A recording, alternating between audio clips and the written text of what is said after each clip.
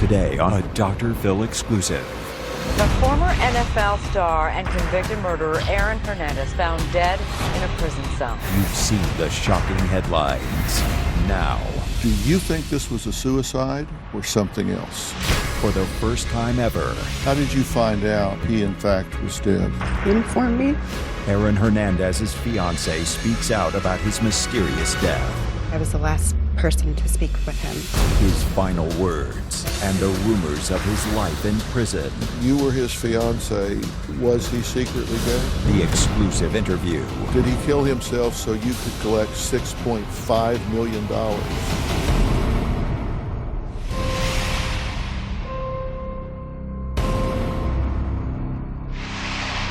Today, in an exclusive interview, the fiancé of former football star Aaron Hernandez speaks out just days after he was found hanged in his prison cell and just minutes after his murder conviction was dismissed.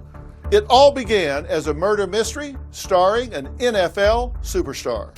Aaron Hernandez was on the road to being a football icon. He had a $40 million contract with the New England Patriots, a mansion outside Boston, and a beautiful daughter and fiancée. Then, in 2013, he was arrested and accused of not one, but 3 murders. Hernandez proclaimed his innocence, but was sentenced to life in prison for the murder of Odin Lloyd, who was shot dead near Hernandez's home. Former NFL player Aaron Hernandez indicted on murder and weapon charges. Hernandez is charged with the execution-style murder of Odin Lloyd, a man who was dating the sister of Hernandez's fiancée. Surveillance video from Hernandez's own home showed him holding something resembling a gun the day Lloyd was killed. Video also showed his fiancée Cheyenne Jenkins removing a box from their home. She told the court Hernandez told her to get rid of it. Where did you dispose of it? In a dumpster. The gun was never found. There was also a text message from Lloyd to his sister, sent minutes before he was killed. NFL, just so you know. Almost 2 years later, Hernandez stood trial again, this time for a drive-by double murder that happened in 2012. The former New England Patriot arraigned today the shooting deaths of 2 men in Boston's South End. The former Patriot is already serving time for murder, and he is accused of killing 2 men in Boston. Hernandez denies murdering Daniel Abreu and Safiro Furtado. Prosecutor Patrick Hagan says Hernandez didn't know the men, but a spilled drink by a dancing stranger that summer night enraged him. That was a sign of disrespect. Defendant fired that gun 5 times. Bang, bang, bang, bang, bang. The testimony of Aaron Hernandez's fiancée today was not unlike her testimony in his first murder trial. Weren't you concerned as to why Aaron Hernandez would have a gun in your home with a child? Concerned maybe, but bothered, no. The most memorable part of her testimony may be how much she did not remember. Yes, I played my role. Played your role? Mm-hmm. What was that? Meaning I cleaned and I did everything else. I mean, there was no reason for me to ask any questions. Do you find the defendant guilty of murder in the first degree? Not guilty. Emotion written all over the face of a normally unmoved Aaron Hernandez. After 6 days of deliberations, a jury clearing the former Patriots star of all counts, including murder. But Hernandez wasn't going home. Instead, Aaron Hernandez was returned to his 8x10 cell at state prison, where he was expected to live for many years to come. Just days after that shocking not guilty verdict, more stunning news broke. Aaron Hernandez was dead. Just 5 days after his double murder acquittal, former Patriot Aaron Hernandez was found dead in his cell. Prison officials say he hanged himself with a bedsheet attached to a window after jamming his cell door to delay any possible response by guards. Sources say not only did Hernandez have the words John 3:16 on his forehead, he also wrote the same Bible verse on the wall of his cell. Investigators say they found 3 handwritten notes next to a Bible. The last inmate to visit Hernandez in his cell was a 22-year-old armed robber friend from Worcester. Kyle Kennedy thinks he was probably the last fellow inmate to see Aaron Hernandez alive. The two had requested to room together. My client remembered at that point in time a letter that he received from Mr. Hernandez approximately 3 weeks earlier, where Mr. Hernandez did state, "I think I'm going to hang it up, LOL." This is where the strange and violent odyssey of Aaron Hernandez came to a strange and violent end. Since the discovery of his body, rumors have flown. Did Aaron have a secret gay prison lover? What were the messages written in blood on his cell walls? And what is to be made of the mysterious suicide notes? Then, the biggest mystery of all. Did the football star really take his own life? Was he trying to ensure his football fortune ended up with his fiancée and daughter? Or could it have been something else altogether? As the mystery of his death deepens, the woman who knew him best is speaking out publicly for the first time. His fiancée, Shayana Jenkins Hernandez, his high school sweetheart, the mother of his young daughter, the woman who was so loyal prosecutors believe she disposed of a murder weapon to protect him, finally reveals all. Here's the exclusive interview. Shayana, Dr. Phil. Pleasure. Good to meet you. Good to meet you. Well, we have a lot to talk about today. First off, let me tell you how sorry I am for your loss. I know this is a very difficult time and an awful lot to process, I suppose. Right. But, people are very curious about this whole situation and scenario, and I kind of like to turn the clock back a little bit and start talking about your relationship from the beginning. How long had you known Aaron? Since grammar school. So Grammar practically my entire life, more or less. How did you guys get together as a couple, and when did that start? Well, he would say it was middle school. I'd say it's more towards high school when we actually started to pursue each other. It was high school love, high school sweethearts. And what point did you get engaged? We were engaged October of 2012, before our daughter was born. You were with Aaron for a long time, as you say, from grade school. And then, he was, I think, a 4th round draft pick, right? Right. But then, obviously, just really had great success in the NFL and got, I think it was a 5-year contract for $40 million with the Patriots. Right. What was that like for the two of you when he was able to achieve that? Because that's quite a contract. Of course. His achievement was, I always was supportive, but I always tell everyone it wasn't necessarily my money. It was his. Huge accomplishment, of course. But I don't think anything changed for us. So we were still mellow and low-key, private. We just had more money in the bank, in a sense. There's been so much said that there was a parallel lifestyle, that on the one hand, his teammates talk about him as being such a team player and so supportive, and speak of him as being a very dedicated athlete that was such a part of such an iconic franchise, that the bar to be part of that team was very high. Right. And he was not only part of that franchise, but he was a star in that franchise. But then yet he had relationships with those that were less than desirable. What do you say about that? I'd say, everyone has their own choice in friends. He didn't have the best choice in some friends, but that doesn't, that didn't make him a bad person.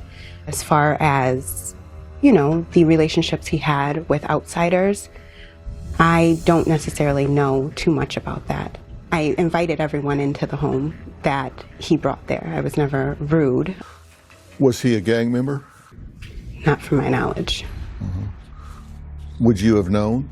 Probably not, to be honest with you. That's not the Aaron that I know.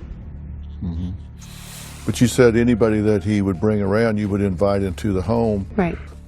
Did some of those people make you a little nervous? Honestly, I never hung around with them. So it's more or less like you cook and you make food for everyone. You make sure they're comfortable. And then I kind of go and do my own thing. So I wouldn't say I felt uncomfortable in my home. I mean, I separated myself. When you were in that situation, was your relationship such that you had the right to say what you thought? I mean, could you step up and say, hey, I don't think you ought to be hanging with those people, and I don't think you ought to be bringing them into our home? I pick and choose my battles, and there's some things that I pressed on and some things that I didn't. When he went through trial and he was found guilty and he got his sentence. Guilty of murder in the first degree. Was that a shock to him? Did he think he was going to be found not guilty and go home? I think it was a shock to all of us. We were definitely leaning more towards an innocent verdict. So the day he went in to get the verdict, he expected to walk out of there that day and go home with you? I feel like he prepared for it, in a sense. It just didn't happen the way that he wanted it to. Do you think he was involved in that crime in some way? I truly don't. I've said it over and over. He may have been at the wrong place, wrong time, but I don't think that he, what is said to be out there is actually accurate. Would it matter to you and your feelings for him if he had made a really bad decision, if he had committed this crime, would it change how you felt about him? It's a hard question. Coming up. How did you find out he in fact was dead? I got a call at 5:27 a.m. At first I thought it was a hoax. Do you believe he took his own life? Aaron Hernandez's fiancée breaks her silence. A Dr. Phil exclusive continues. Hernandez was a rising star for the New England Patriots with a $40 million contract. He entered the NFL draft shortly after his junior season, but some teams steered clear, given Hernandez's reputation for marijuana use, guns, and gangs. But that didn't keep the New England Patriots away. At just 20 years old, Hernandez became the youngest NFL player on an active roster. Former New England Patriots star Aaron Hernandez will spend the rest of his life in prison. A Massachusetts jury found him guilty of murder just a short while ago. Guilty of murder in the first degree. If he had committed this crime, would it change how you felt about him? It's a hard question. I think when I asked him if he had some involvement and he said yes, I think I would think differently as far as what I should be doing for my child and myself. I had asked him if he was involved, and he said no. That's all I needed. And you believed him when he said it? Absolutely. There was no reason for me not to. Guilty of murder in the first degree.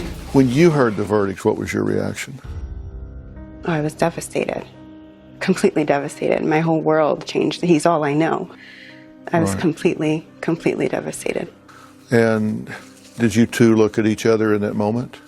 I don't think actually that I could look at him. I think I more or less buried my face in his mother's shoulder, and we cried together.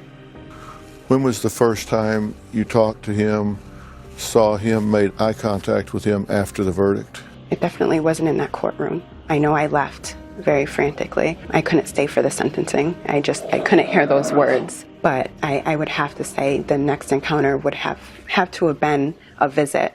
Well, how did your life change when he went to prison? Oh, it was a whole upside down twist. Everything changed. He wasn't there anymore, financially, emotionally. It was hard. How difficult a transition was this for him to go from, being out in the world and beautiful home, affluent lifestyle, to all of a sudden being locked up in a cage, locked up in a cell? Right. I'd say it was difficult, of course. Did his celebrity status work for him or against him in prison? I would say both ways, but I think it worked for him in a sense where people could, he had something to talk about, something to give individuals that may not have experienced that lifestyle. When you visited him, what did you guys talk about? We never really spoke about any of, the drama filling our life. It was more or less like the happy times, what we used to do, AVL mostly. So, it was just, we tried to keep it positive. Was he a jealous type? He's in jail and you're a beautiful woman out in the world. Was he ever worried about you or what you might be doing? Well, jealous, yeah, I guess that's fair. But my loyalty, I assured him there was nothing to worry about. You're still wearing your engagement ring. I am. It's a beautiful, beautiful ring. Thank you. You're wearing it now is certainly a sign of your loyalty to him. Of course, always. Even now. Will Right. you always wear that ring? I'll always have it with me, and I plan on passing it down to AVL when it's time to. You changed your name to Hernandez, but yet you never actually got married. Why not? We didn't get married, obviously, for a number of reasons, but I changed my name for the simple fact that, you know, we were a family, and I'm very strict on that. And my daughter, you know, as learning her name, she learned mine and she learned Daddy's, and my last name was different. So now she knows me as, you know, Cheyenne Hernandez instead of Cheyenne Jenkins. Yeah. She's how old now? She's 4. What's her relationship with Aaron through the time? Did you take her to see him? I did. And how did that go? We would try to go once a week, sometimes twice, depending on the circumstances and whatnot. I mean, I wouldn't say it was normal. It was her normal, so she knew no different. As far as their interaction, it was unbelievable. So she was very much a daddy's girl. But she could sit in his lap and She could, talk yes. to him. Yeah, and all. color, play What did cards. that mean to him? Oh, a lot. Yeah, he was absolutely in love. So, and I mean, when I was there, it was like, you know, when we were all together, he was focused on her. So it's kind of like I was just the chaperone in a sense. Yeah, you were the plus one. Exactly. Yeah. But I mean, it was fine. I adored it. We had our time. But yeah, when she was there, you know, she took over and she demanded attention, that's for sure. Does she have a comprehension of the fact that he was in jail for doing something that he shouldn't do? No, she has no idea, and I won't tell her until she decides Right. to ask, or if she asks. She thought Daddy was at work. That's how we kept it. She knows nothing about jail, prison, or any of that stuff. I try to keep her in a whole positive direction. You said it was clearly devastating to him. Did he ever talk to you about suicide? No, never. I had no idea. But even in years past, he never in a weak moment said, I don't know if I can keep going or anything of the sort? He definitely was emotional, and we had talks about encouragement, you know, like, you know, you're going to come home, we're going to keep fighting, but I never would have suspected something like this. How did you find out that he, in fact, was dead? I got a call at 5:27 a.m. in the morning from some official at Shirley prison, and they informed me,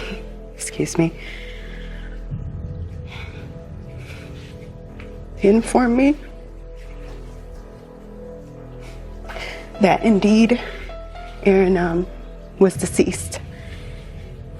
And at first I thought it was a hoax. I thought that, you know, this was some cruel person. I thought it was a cruel person playing a trick on me. I called his lawyer immediately. I said, they're telling me that he's dead. And I said, I don't know what's going on. I'm trying to call the jail. I'm trying to call the number back, and I'm not getting a response. He then made his calls. We weren't getting anyone. The number called me back. I spoke to the gentleman, and he said that Aaron was found in his cell, and he was deceased. He was being transferred to the hospital, and that's when I said immediately that I was coming. He told me to wait for the medical examiner, and I wasn't taking that for an answer. So at that time, I made arrangements to go to where he was. Do you believe he took his own life? I don't know what to believe, to be honest with you. It's just not the Aaron that I know. I think that if he would have done something like this, it would have been at his worst. And I felt like we were, you know, it was looking so bright. We were going up a ladder, in a sense, to the positive direction. I haven't been able to grasp any of it. yet. Well, you probably know him better than anybody else. Do you think this was a suicide or something else? Coming up. You spoke to him the very night before he was found dead in his cell. As far as I know, I was the last person to speak with him. And the last words he said to you were what? Aaron Hernandez's fiance breaks her silence. A Dr. Phil exclusive continues. Just 5 days before his death, Hernandez wiped away tears in front of family members after being acquitted of murder in the 2012 shooting deaths of Daniel de Abreu and Zafiro Furtado. What say you, Madam Foreperson? Charging armed assault with intent to murder. Not guilty. Hernandez had been serving a life sentence without parole for the 2013 murder of childhood friend Odin Lloyd. Well, you probably know him better than anybody else. Do you think this was a suicide or something else? I don't think this was a suicide. Knowing him, I don't know. I don't know. What would cause you to doubt that he took his own life? I mean, for one thing, we know that he had just been acquitted of 2 murders and had 1 on appeal. So, I mean, this had to be the high point of high points in a long, long time, right? No, I agree. And that would make me doubt that he took his own life.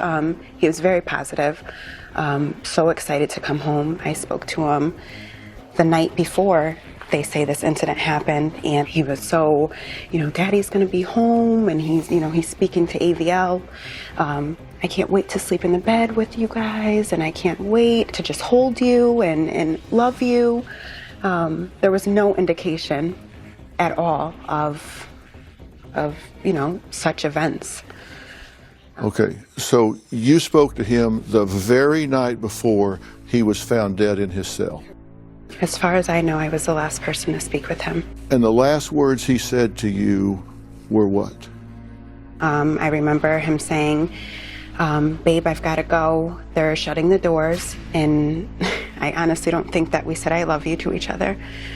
And that was it. Okay, babe, I got to go. They're closing the doors.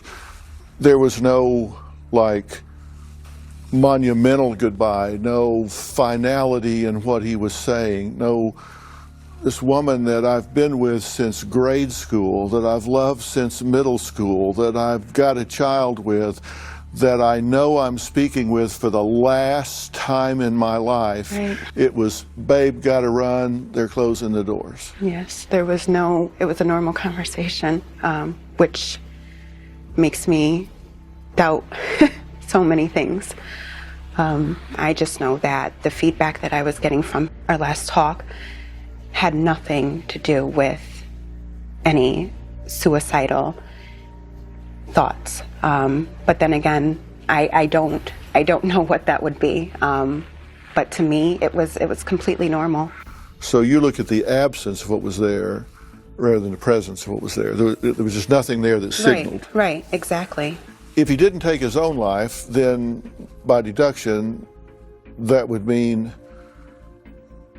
someone else did. In a sense. Because you don't accidentally wrap something around your neck and get it caught on your bunk and hang yourself. This isn't a whoops. Right. I fell and hit my head. Something went on here. Right. Do you have any reason to believe or any information from him that would cause you to think someone might want him dead? Coming up. The prison reported the words John 3:16 written on the wall in blood in ink on his forehead. Does that sound like him? Did that verse have any special meaning to him? They also reported that he had soaped the floor and placed a sheet over the door to block vision and put cardboard in the slide. Do you believe all of that? I don't at all. Closed captioning provided by Aaron Hernandez's fiance breaks her silence. A Dr. Phil exclusive continues. When When correction officers found Aaron Hernandez hanging in his prison cell just after 3 a.m. Wednesday, they also found an apparent message. Hernandez had John 3:16 written on his forehead in red marker. Officials say Hernandez hanged himself using a bed sheet attached to his window and tried to block his cell door using objects in the room. Do you have any reason to believe or any information from him that would cause you to think someone might want him dead? I have no reasoning why anyone would want him dead at all. The prison reported several drawings and the words John 3:16 written on the wall in blood, and said that he marked on the verse John 3:16 and that he had written John 3:16 in ink on his forehead. Right. Does that sound like him? No, it doesn't. It doesn't, especially because Aaron was spiritual, but he wasn't the kind of guy to get up every Sunday and go to church. Not saying that things may have changed being there. You have nothing but time to think and to explore other options. But no. So he was spiritual but not religious. Correct. It's a very big difference. Right. Did that verse have any special meaning to him? Had he ever talked to you about that verse before? Personally, no. Never mentioned it to you before? No. But this wasn't something that was in his rhetoric, his nomenclature. It wasn't something he talked about. No, it wasn't something that he incorporated on every letter he wrote to me. No. Yeah. Had he ever written it to you? Not from my knowledge. If he wrote that, this came out of the blue. Absolutely. And so for him to go from, babe, I gotta go, they're getting ready to close the doors, to writing John 3:16 on his forehead a few hours later is a pretty big move. This is a pretty big departure from the man you talked to on the phone. Right. It seems well thought out, in a sense. What do you make of that? None of it is very believable to me. Not the findings, not the investigation. I don't believe it. As far as the scripture, there was no knowledge that he brought to my attention as far as, any of it.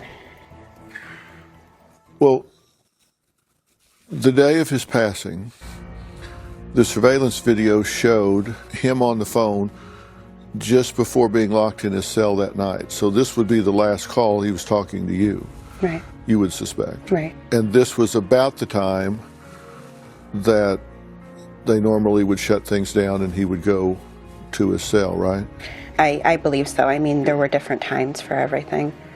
And they report that a guard checked him at 1 a.m. and he was alive.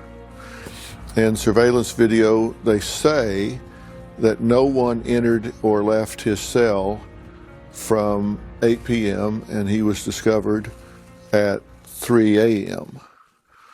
Do you believe that? I don't. I believe there's some uncounted time. I don't think that things were done properly. I feel like he could have been saved or something could have been done or whatever the case may have been. I feel like someone was in the wrong somewhere. And I want answers. They also reported that he had soaped the floor, put shampoo or whatever on the floor, and placed a sheet over the door to block vision and put cardboard in the slide where you couldn't get the door open. Do you believe all of that? I don't at all.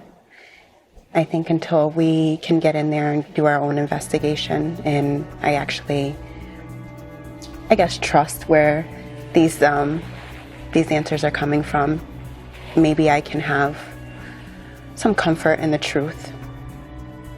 There was a note left, purportedly written by Aaron, to you, correct? That's correct. Did that note strike you odd in any way? Coming up, There were some odd parts where it didn't make sense. It wasn't clicking in my head. How about the handwriting? Did it look like him? I feel like it's easily duplicated. What do you interpret that to mean? Closed captioning provided by Aaron Hernandez's fiance breaks her silence. A Dr. Phil exclusive continues. There was a note left, purportedly written by Aaron, to you, correct? That's correct. Did that note strike you odd in any way? No, I thought it was a note of love. I did see that it was addressed to Shay instead of, babe or bae, the way he would refer me as. That was a little odd to me. But as far as the content, seemed to be his loving self. It was addressed to Shay. You would have thought it would have been a term of endearment, more close, more intimate than that. Right, absolutely. Which would have been what? Babe or bae, or at least signed your soulmate, as he would usually do, was just, I didn't get it. Because you would think this would be an emotional time for him. Right. If he's getting ready to leave this world and talk to you for the last time, right. and he missed the chance on the phone. Right, absolutely. So you think he would do it here. How about the handwriting? Did it look like him? The handwriting was similar, but I feel like, again, you have nothing but time in there. So I feel like it's easily duplicated, or could be. Were there words in the note that he didn't use that you would expect to be in there besides babe or bae? I think it was it screamed love, but it wasn't, like I said, personal. It wasn't intimate. It was, I don't know, there were some odd parts where it didn't make sense. It wasn't clicking in my head as far as what he may have been thinking or what he was trying to say. It was very short. I feel like, I don't know, I wanted more. I wanted him to explain, and I don't know. It's very confused, and I can read it over and over and over again, and I'm still, the same place. I'm still at the same place where I read it. I don't feel like there's any progression. Well, he references Savage Garden. Is that a group that has any special meaning to you or to him? We're both very into slow jams, not necessarily a special meaning. I, of course, have listened to it. I know the song. It puts me in a place where I feel he may have been then, if that's the case. I was just trying to, when reading it and when listening to the music, you try to put yourself in his frame of mind. He says, Shay, you have always been my soulmate, and I want you to live life and know I'm always with you. Then he says, I told you what was coming indirectly. What do you interpret that to mean? I don't know. Like I said, we've had talks about him coming home. Everything was looking more positive than negative. Again, I feel like there's just not enough. It's so vague for me to have closure, if that makes sense. From an objective standpoint from the outside, and I'm not saying my interpretation is right, but I read, I told you what was coming indirectly. When I first read that, I read that as referencing the suicide.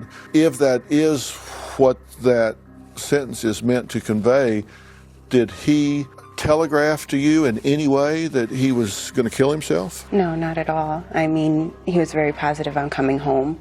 So if that's what that means, that's just not true. No, it's not true at all. He damn sure did not say, I've been directly signaled to you I was going to kill myself, so this shouldn't be a big shock. If that's what... Yeah, no, not at all, because if that's the case, I wanted him home more than anyone. Yeah. I would have stopped it. I would have gotten him help. I would have told someone. You'd rung the bell. Right, and there's no way that he would have told me if that was the case.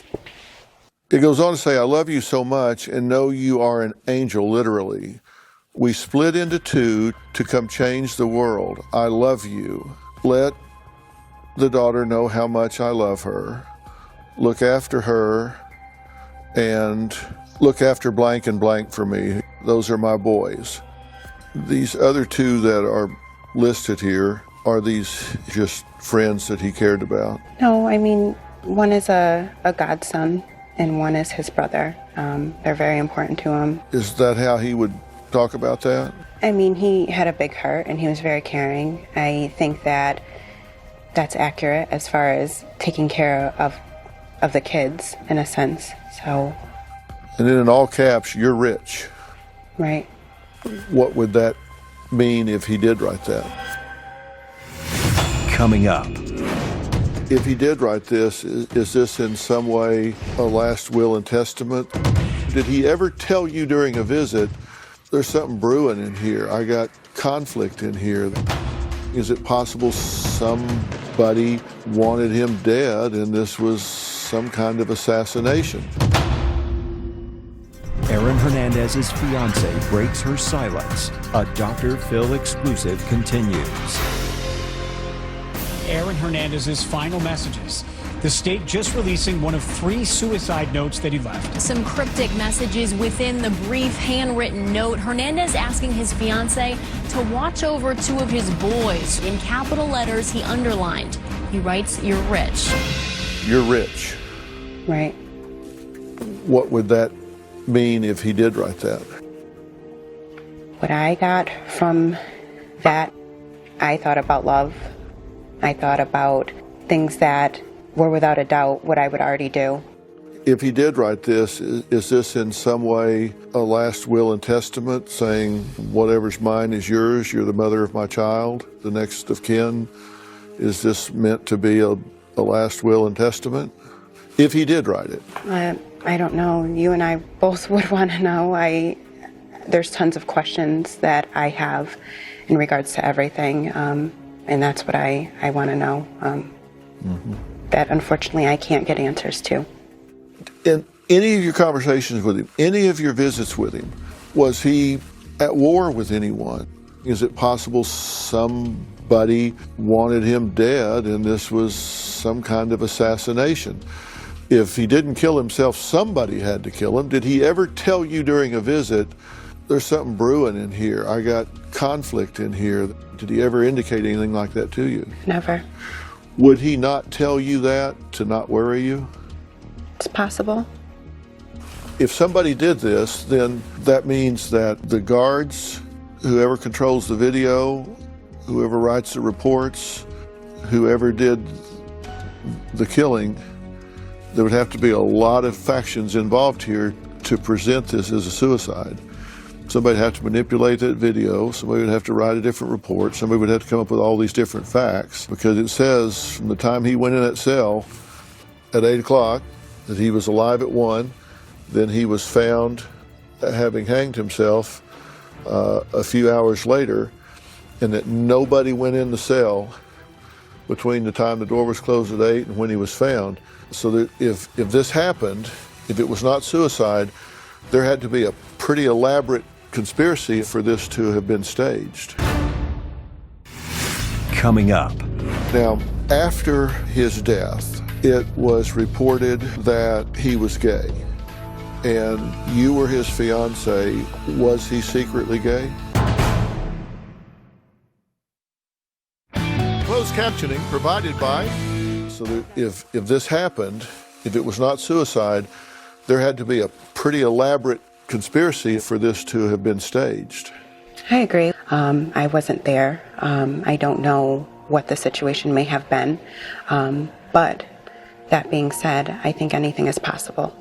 You said it well. You weren't there, and neither was I. So right. We don't know. Now, after his death, it was reported that he was gay.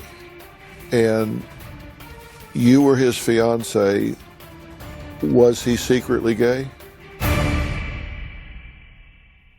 We've run out of time today. I want to thank Shayana Jenkins Hernandez for sharing her story. Now tomorrow, Aaron Hernandez's fiancée reacts to the rumors that he had a secret prison lover. Tomorrow, Dr. Phil's exclusive interview continues. It was reported he was gay. I asked him if it was true. What did he say? The rumors from prison. Reportedly, a man named Kyle Kennedy and Aaron were prison lovers, and they requested to share a cell. You believe that? The letters Aaron left behind. There were multiple writings. There was a letter for me. There's one addressed to our daughter. Was there a letter addressed to Kyle Kennedy? The exclusive interview on the same day the former football star's murder conviction was vacated. Did Aaron kill himself so you could collect $6.5 million? That's tomorrow. You do not want to miss that. For more information about today's show, log on to drphil.com. Tune in tomorrow. Thanks for watching today.